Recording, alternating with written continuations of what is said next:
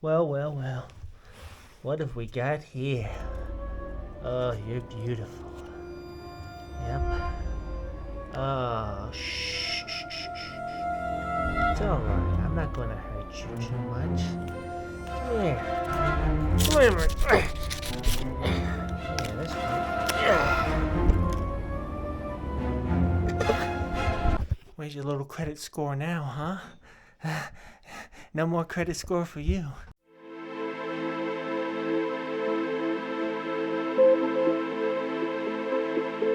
They call it free money, but the critics call it incentivizing laziness.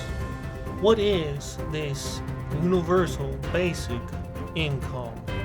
And where does it come from? Tom, we're here at the Money Factory where money is invented. This is where money comes from. Right here we have another $1 trillion being invented right here, right out of thin air. In fact, they let me touch it before it goes into the economy. This is $1 trillion. It is, of course, conjured from thin air, the figment of 350 plus million people's collective imagination. This is not real. Money has no value in and of itself, but rather it is a vector of value. That is, it is a store of value and a means by which value is transferred. It is not value. Does not that make sense?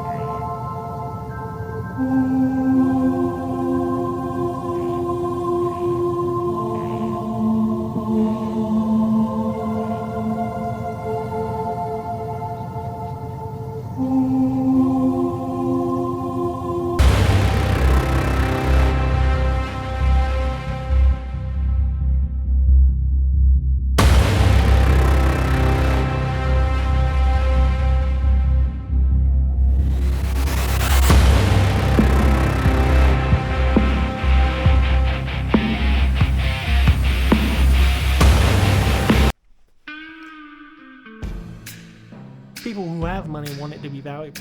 People who don't have money, all they want is money. Right? They need their needs met. Right? Now, we can have a go at oligarchy. All of human history has been a small elite class having all the money and all the resources, and everybody else serving them. America was a experiment to see if maybe we can have egalitarianism. We can have everybody can have what they need and can supply their own self and not be subservient to someone else. Worked beautifully. And the rest of the world saw our success and followed suit in different times and different ways. But most places don't want to go back to monarchies. Places that are dictatorships are not great, right? With rare exception. And if we do not go to universal basic income, eventually it will be a tipping point where enough people are low enough and enough people are high enough and there's nothing in the middle that it'll be just like that. It'll be monarchy, oligarchy, whatever the case is. However, those things have a point. The poor can and will suffer as much as they will until there's one point. One step over that line, all bets are off. People think that they can be safe and have at least their bare necessities supplied for them. They'll suffer anyway. But as soon as it becomes the desperate poor, there's a reason why oligarchs and very rich people have lots of bodyguards, and we're not even close to what will be we do not institute more regulations, money theory into making this economy more workable. The economy we live in, the money we use, is not God ordained. It is not from the heavens.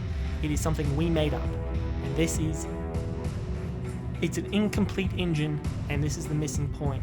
We haven't gone fast enough to need it, but now we are. So that's how money is made, out of thin air. And in order to sustain that, right, limitless growth is unsustainable. Right? That's the signal of thermodynamics. You cannot go forever. It cannot just, the inflation just goes forever. There's a point where it'll fall apart. Right? It's like a rocket shooting into space, but a very poorly made one. It goes to a point and it just disintegrates. And then there is chaos. Universal basic income, some equivalent, or chaos. That is what we are presented with. There's only two options. I don't make the rules. That's the way the world works. That's the way all economies work. Biological economies, material economies, family economies, country economies. Everything works that way. That's the rules. So either the people in charge will be smart enough and able enough to fix this, and there are very smart, very powerful people that are behind this idea, or enough people will put their fingers in their ears and, well, I guess we'll see.